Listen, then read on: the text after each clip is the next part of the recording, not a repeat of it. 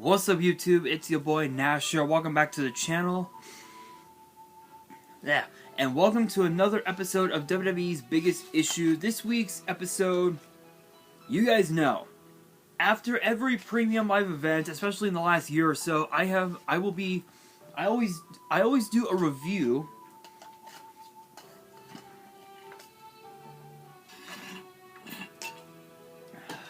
Damn.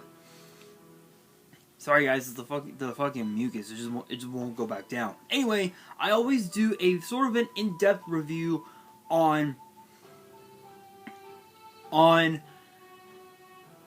pretty much any and all premium live events that I talk about. You guys know the deal. So for this one, it is on the Royal Rumble from this past Saturday, and the question is, did it live up to our expectations? Was it as historic as we hoped it would be? Who knows? Guess you guys will have to watch and find out. But before we get into the video, if you guys enjoyed this video and you guys want to see more episodes of WWE's Biggest Issue, which get posted every Monday, make sure you guys subscribe to the channel, give this video a thumbs up, turn on the notification bell. Follow me on all of my social media. Links will be in the description below. Ooh, excuse me. There it is. As will the info to my fan mail. It will also be in the description as well. And the reason why I always ask you guys to subscribe to the channel, it's not just because it's not just because of the fact that it helps out with the YouTube algorithm, because it lets people know that you guys love my content, but also because I actually have some very special openings that I want to do in the future. So if this channel gets to 200 subs, and I've said it before, I will open up this Korean Strike of Neos box that I bought off of eBay several years ago, and I completely forgot. I always forget that I still have this So 200 subs, I will open this up in its entirety on the channel. However, if the channel gets to 1,000 subs, I will open up this first edition Tomb Chaos box that I got from my partners at Collector Store. So make sure you guys check out Collector Store. Link and address will be in the description below. So again, 200 subs. 1,000 subs. So make sure you guys subscribe.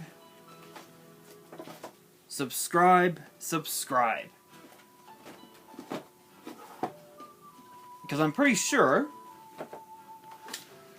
that the polls are going to be pretty fire.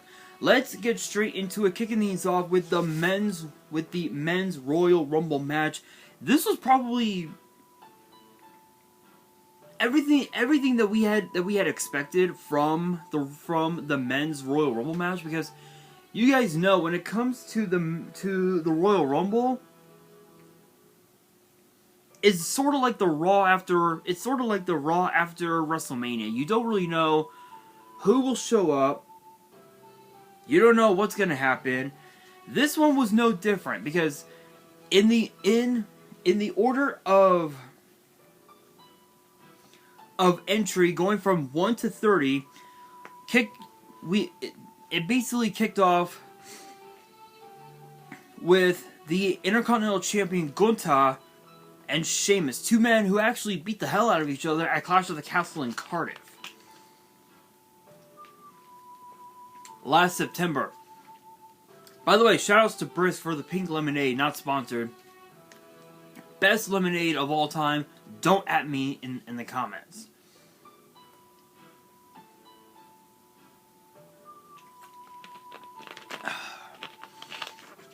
Seriously trying to knock down this fucking mucus. Anyway, it was this was pretty much everything that you would expect from a Royal Rumble, because the rest of the entries was as follows: Miz, Kofi Kingston, Johnny Gargano, Xavier Woods, Karrion Kross, Chad Gable, Drew McIntyre, Santos Escobar, Angelo Dawkins, Brock Lesnar, Bobby Lashley, Baron Corbin, Seth freaking Rollins, Otis, Rey Mysterio, who unfortunately got disqualified from being in the Men's Royal Rumble match, not because of Dom, but because of Karrion Kross. Yeah, apparently he suffered an injury and couldn't make it, unfortunately. Speaking of Mysterios, Dominic Mysterio. Let's see here. Elias, Finn Balor, Booker T. Yeah, Booker T, who was on the kickoff show, funny enough. Damian Priest, Montez Ford, Edge. Yeah, Edge came back. Fun, crazy, right? The United States Champion Austin Theory, Omos, Braun Strowman, Ricochet, Logan Paul, who we had not seen since November at Crown Jewel. And yeah, we all saw on Raw last Monday the American Nightmare Cody Rhodes, and this was everything we had expected. This was literally everything we were expecting in the Men's Royal Rumble match, because Gunther eliminated 1, 2, 3, 4, 5 men. He eliminated Sheamus, Kofi Kingston, both NXT Tag Team Champions, Drew McIntyre, and Booker T. Excuse me. Which is pretty crazy. Brock Lesnar eliminated 1, 2, 3. Yeah. 3 men. Chad Gable, Santos Escobar, and Angelo Dawkins before getting eliminated by Bobby Lashley. How crazy is that, right? But this was a back and forth matchup. This was like non-stop action. I know that both Sheamus and Drew McIntyre actually eliminated 2 men together, which were both Otis and Elias. And at the closing moments, and the one highlight that caught my eye was Logan Paul and Ricochet doing a springboard, slamming into each other from out of nowhere. It was pretty much everything we had expected, and Logan Paul got eliminated by the American Nightmare Cody Rhodes, and then also eliminated the Ring General, who Gunther lasted 1 hour, 11 minutes, and 25 seconds. I know I said 12 seconds, but it was actually 25 seconds. But literally over an hour. Literally 71 minutes. It's crazy. That's crazy. Which is the longest ever. The second longest, I think is Rey Mysterio with 62 minutes 12 seconds in 2006. So Gunther broke Rey's record, which is crazy. And then, as I mentioned, Cody Rhodes eliminated Gunther to win the Royal Rumble. In fact, Rhodes actually eliminated 1, 2, 3, 4, 5 men as well. Both Gunther and Rhodes are the only 2 that have eliminated more men than anyone else in the Rumble, in this Rumble anyway. With 5 actually.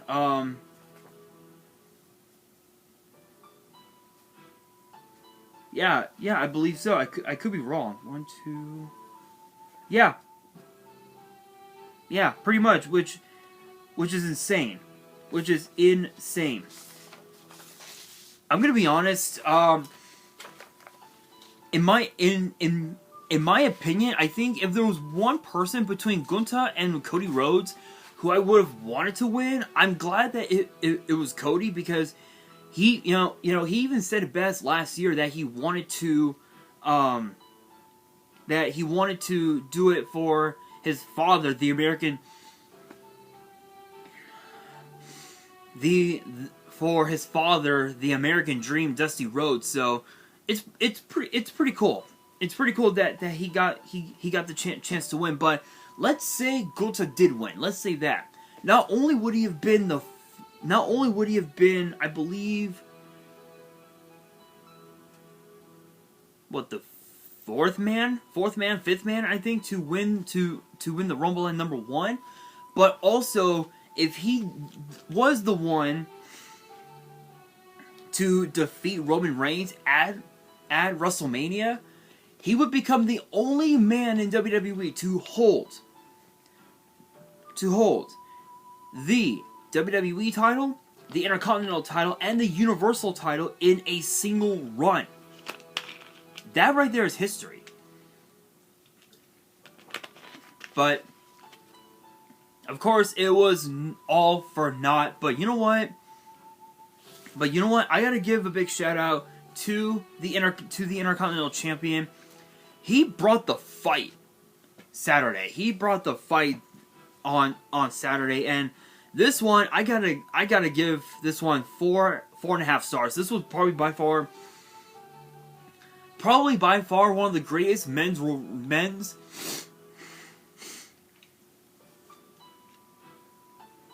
God, I fucking hate this. The perks of post-COVID, everybody.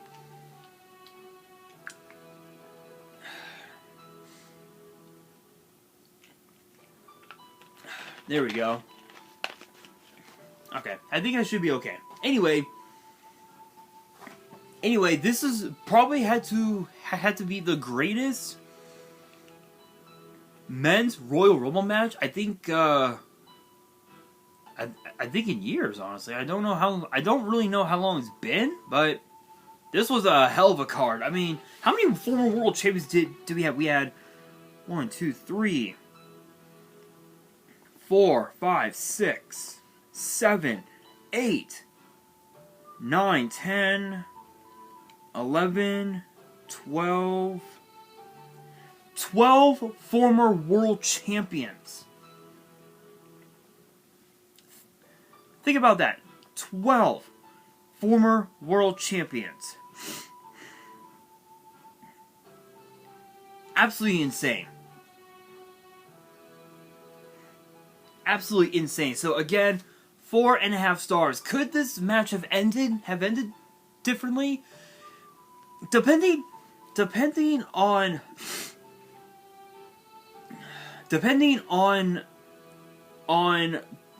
the condition of Cody's pectoral, Gunther probably could have won it in my honest opinion. But again, between the two, I'm glad it was Cody.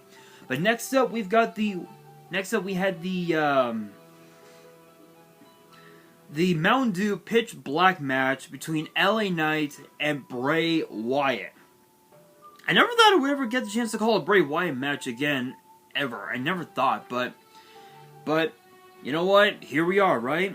Honestly, this was a bit of an odd one because this one was pretty one-sided. Yeah, this was pretty one-sided. For the most part, it was all LA Knight for the first half of the match, and then the second half, Bray Wyatt just took it. Bray Wyatt hit LA Knight with Sister Abigail to win the Mountain Dew, to win the Mountain Dew Pitch Black match. And the question is, what happened after that? Well, LA Knight was running away from Bray Wyatt using a kendo stick lightsaber, and he got hit with a mandible claw. Uncle Howdy decided to do a trust fall splash onto LA Knight. Pyro showed up, and then the Firefly friends showed up. I don't know what the hell happened. Showed up from the structure that that Uncle Howdy was in, and it was freaky. Don't get me wrong, the idea of the Mountain Dew Pitch Black match was pretty. The concept was pretty good. Yes, again, yes, I know. I do have my Denver Broncos blanket over my legs because it's freezing in the house. Anyway, the idea of the Mountain Dew Pitch Black match was good, but the match was not. I'm only gonna give this one two stars. I think they could have done better with the Mountain Dew Pitch Black match, but it is what it is. But we now move on to the Raw Women's title between Bianca Belair and Alexa Bliss. This was basically what you would expect from a bitter rivalry. And there were quite a few times where Alexa Bliss actually came pretty close to winning, but unfortunately in the end Bianca Belair but unfortunately for Alexa Bliss, Bianca Belair hit Bliss with the KOD to win the Raw Women's title. Again, there were so many near falls in this matchup. For Alexa Bliss, there was even a time where the referee went 1, 2, it just by mere inches. You know, and there was even also a time where Bianca Belair almost used her own hair to hit Alexa Bliss. But honestly, this was a bit of an odd one as well. I'm gonna be honest. The question is, could this match have ended differently? No, honestly, there really wasn't another way, because Bliss, she's lost her touch. I'm being 100% honest. She lost her edge. No pun intended with the rated R superstar edge, but you guys get the idea. She lost her mojo. You know, her inner self, I guess you could say. She just could not get the victory over Bianca Belair, and when the match ended, Uncle Howdy showed up onto the screens that were atop of the Alamo Dome, and Uncle Howdy asked Alexa Bliss the exact same question. Are you really in control? Do you feel in control? This was probably not one of the worst matches that Bianca Belair has worked, but not one of the best. So I'm gonna be optimistic. I'm gonna give this one 3 stars. It was a great match. Don't get it twisted. But the ending of it could have been better, I guess you could say. But could it have been differently? No, I really don't think so. I think with how much momentum Bianca Belair has since winning that Elimination Chamber match last year in Jeddah, Saudi Arabia, I honestly don't think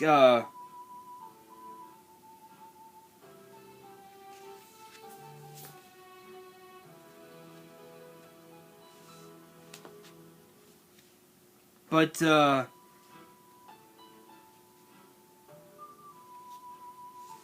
I really don't think that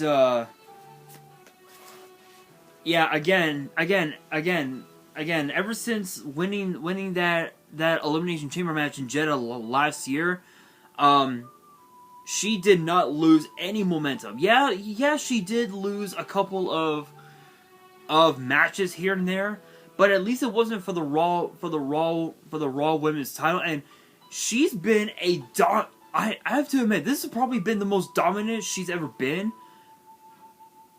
since joining the main roster in 2020 during COVID. So that's pretty crazy. That's pretty crazy. But again, I don't think she'll be losing the title. At least for the moment. I think it'll probably be right around WrestleMania that she'll end up losing the title. She may end up retaining her title, depending on who Rhea Ripley chooses at WrestleMania. Oh, did you guys notice? Yeah, spoiler alert. Spoiler alert, Rhea Ripley wins. But we'll get to that in just a second. But yeah, again, depending on which way Rhea Ripley goes, Bianca Belair could end up keeping her title for all we know.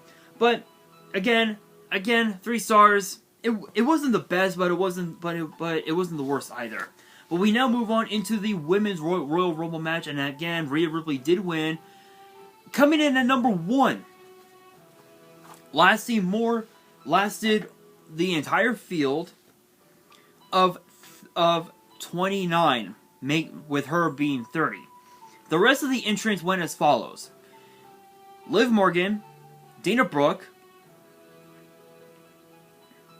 Emma, Shayna Baszler, Bayley, B-Fab, Roxanne Perez, the NXT Women's Champion, Dakota Kai, Io Sky, the return of Natalya after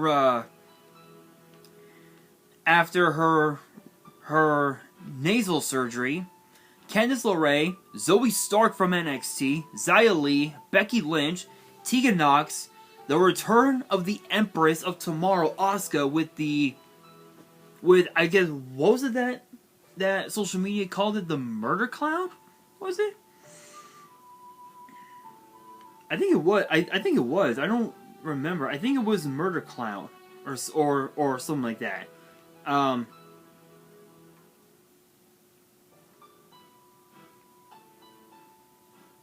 Yeah, I think so. I can't find it anywhere. I think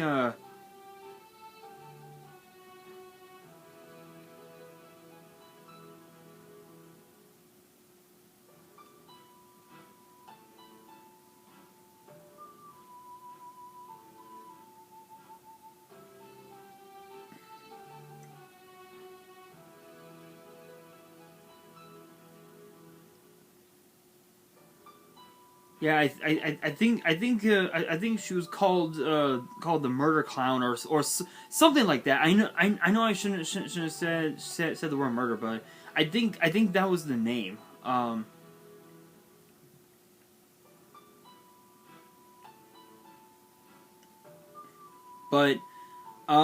Yeah. But yeah, if you guys don't know what I'm talking about, basically this was the this is basically what I'm talking about here. Hang on, let me...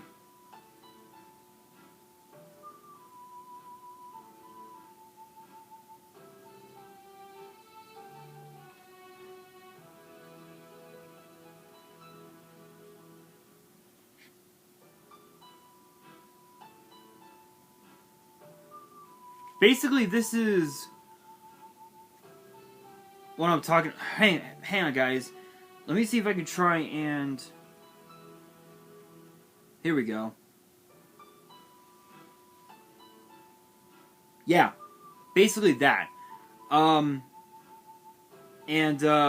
So, moving on from Asuka, Piper Niven, originally Doudrop. Tamina, haven't seen her in a minute.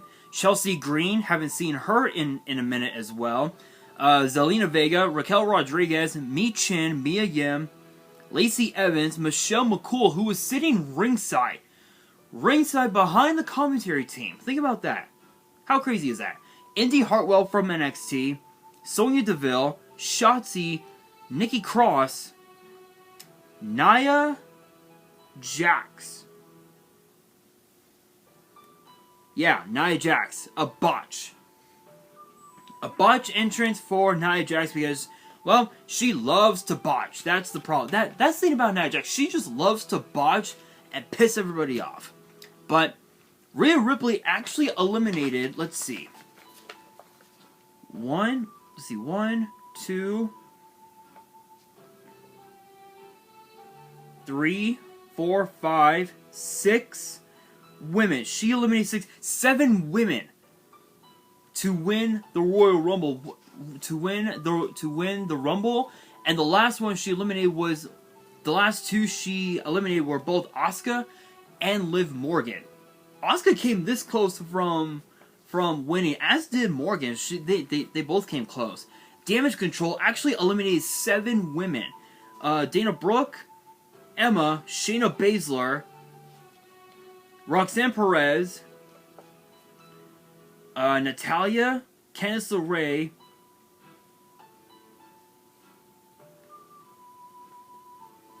and that's it. Yeah, let's see. 1, 2, 3, 4, 5, 6, 7. Yeah, 7 women together, which is crazy. I think Damage Control had the most eliminations altogether. Before Rhea Ripley ended up winning it. But Nia Jax, it took 11 women to eliminate Nia Jax, all of which included Asuka, Piper Niven, Rhea Ripley, Liv Morgan, Shotzi, Nikki Cross. It literally took everybody that was left in the Royal Rumble match to beat her, to eliminate her, which is nuts. But Rhea Ripley actually lasted over an hour. I believe well over like 60, like literally 61 minutes or something like that to win the Royal Rumble. And now she has the chance to either choose Bianca Belair or Charlotte Flair. Here's the thing, she's got beef. She's got beef with both of them, but who knows? Maybe we might see maybe we might see Rhea 2 belts. Who the fuck knows? But honestly, this was probably by far the best women's Royal Rumble match, I think, since 2019, if I remember correctly. Because 2020, last year's Rumble it was a bit disappointing. I'm gonna be honest, it was a bit disappointing. But still, I mean, come on. Seeing women like Emma, women like Roxanne Perez, women like Zoe Stark, and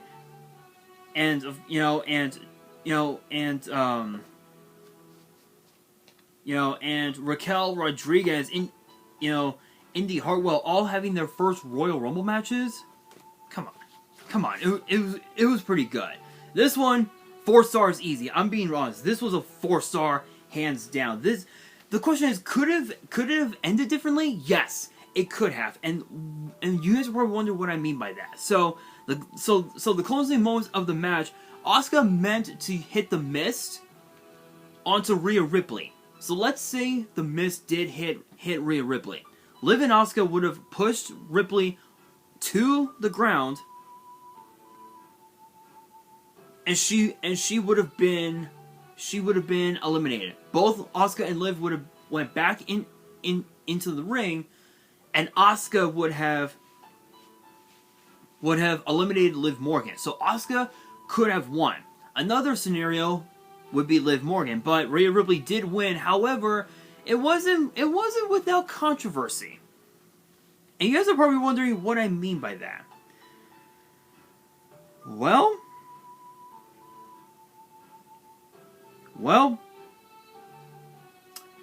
I will show you guys here in just a second.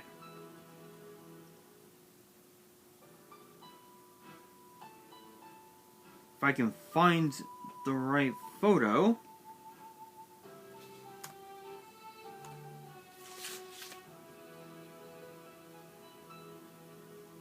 If I can find the right photo, I might be able to show it off.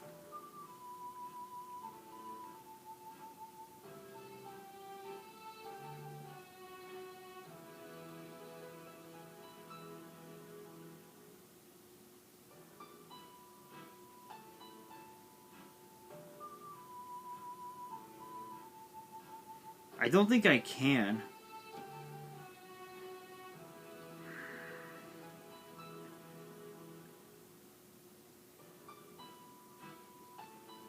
I don't think so. I don't think I don't think I'll be able to show it off. But what I mean is Rhea Ripley, as she eliminated Liv Morgan, using her really powerful legs, her feet actually, from one of the camera angles, it did seem as if Rhea Ripley's feet actually did hit the floor. I don't know if I could find a photo that shows it.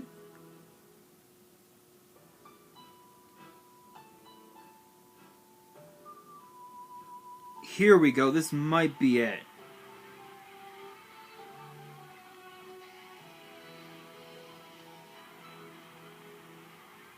Yeah, I think this might be it right here. Alright, so I'm gonna show you guys exactly what I mean. So here's the closing moments of the match. Big shout outs to this person right here. Via Instagram. So this is the closing moments of the whole match. Watch right here. Watch the legs. Watch Rhea's legs. You guys could tell that Rhea Ripley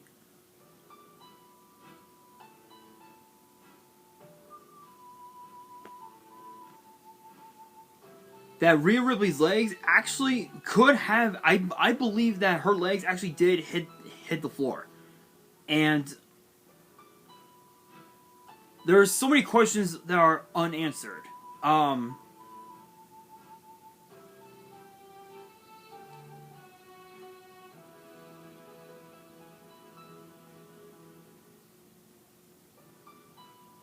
So many questions.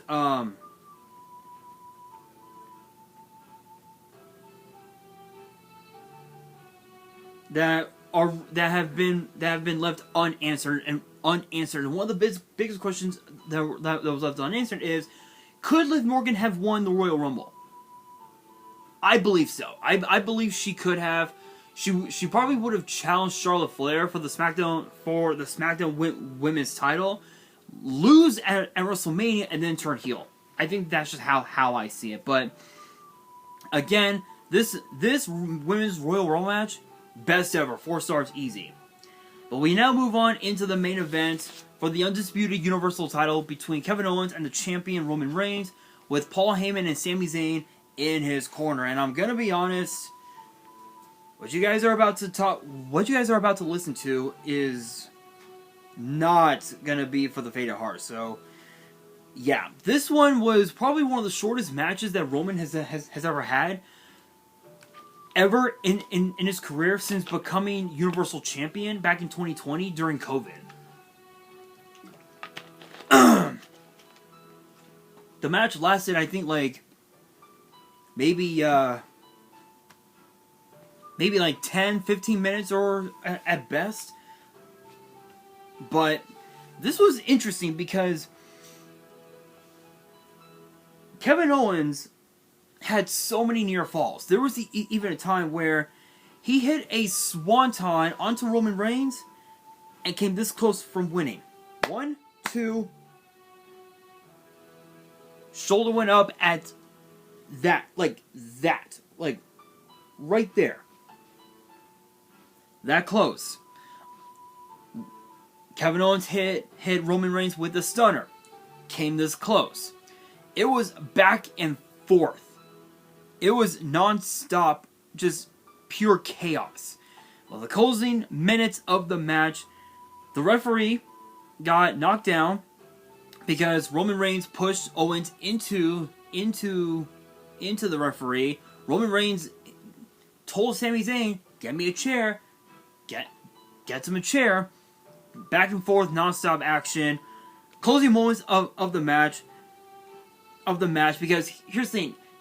It literally took Roman Reigns, 3-4 spears to pin Kevin Owens. But before that last spear, Roman Reigns pushed Kevin Owens neck first onto the steel rings on the ring steps. Just knocked him out cold. Out cold. Hits him with the spear. 1, 2, 3. That was it. And then, yeah. Yeah. They weren't done. They were not done. Roman Reigns wasn't done. As Jey Uso was about to hand Sami Zayn the lay, which I believe is a I think it's called a lay. I could be wrong. If you guys do know what it is, let me know in the comments. But I think it's a lay, which is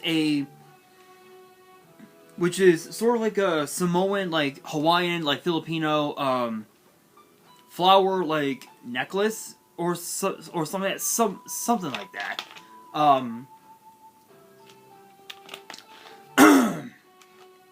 Excuse me. And as Jey Uso was about to hand it to Sami Zayn, Roman was like, we ain't done. We ain't done. A nice little Kevin Owens beatdown celebration for the Bloodline. Paul Heyman hands not one pair, but 2 pairs of handcuffs to the Bloodline, and the Usos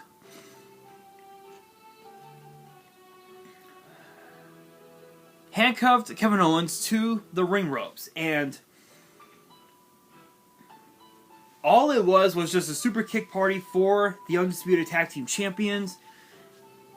It was just so heartbreaking to see. But right when Roman Reigns was about to hit Kevin Owens with the chair, Sami Zayn steps in and is like, whoa, it's done. He's beneath you, blah, blah, blah. Nope. There you go. Hands Sami Zayn the chair. Seth freaking Rollins all over again. Bam! Steel chair to the back. Roman Reigns, Jimmy Uso, and Solo Sikoa beating the hell out of Sami Zayn. And Jey Uso did not want any of it. He literally went underneath the ropes and walked out. Took to his Instagram.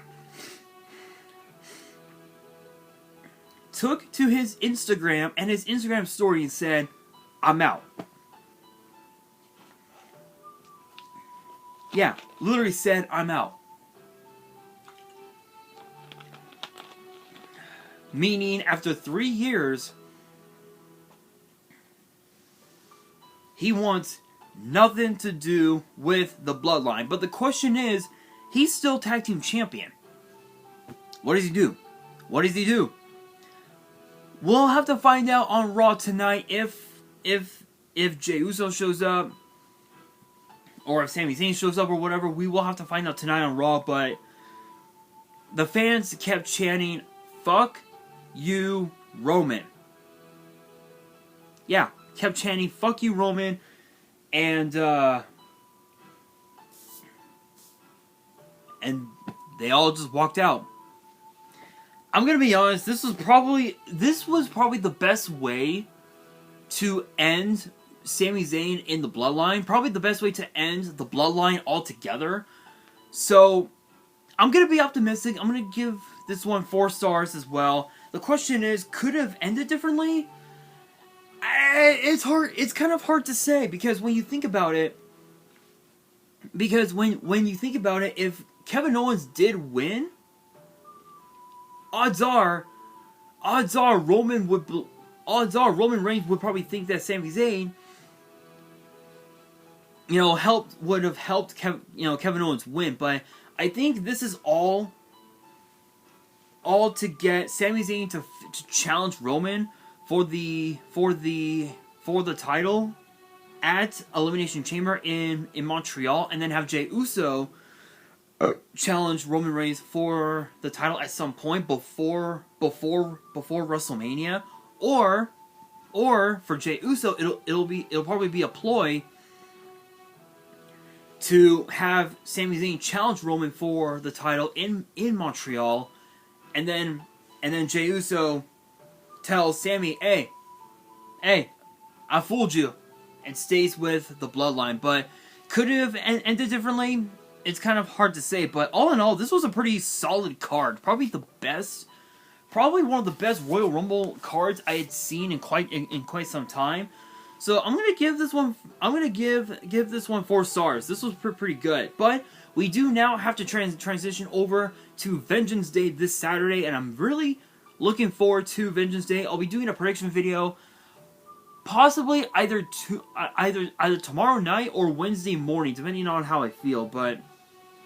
But you guys will know when it goes live, so make sure you guys stay tuned for that. But that brings me to the question of the day, which is this. Do you guys believe that Jey Uso is really out of the Bloodline? Let me know down in the comments below. And that will do it for today's video. Hopefully you guys enjoyed. If you did, make sure you guys smash that thumbs up button. If you guys are new to the channel and you guys want more episodes of WWE's Biggest Issue, which get posted every Monday, make sure you guys subscribe to the channel. Turn on the notification bell, and follow me on all of my social media. Links will be in the description below, as will the info to my fan mail. It will also be in the description as well. And on that, this is your boy Nash, signing out.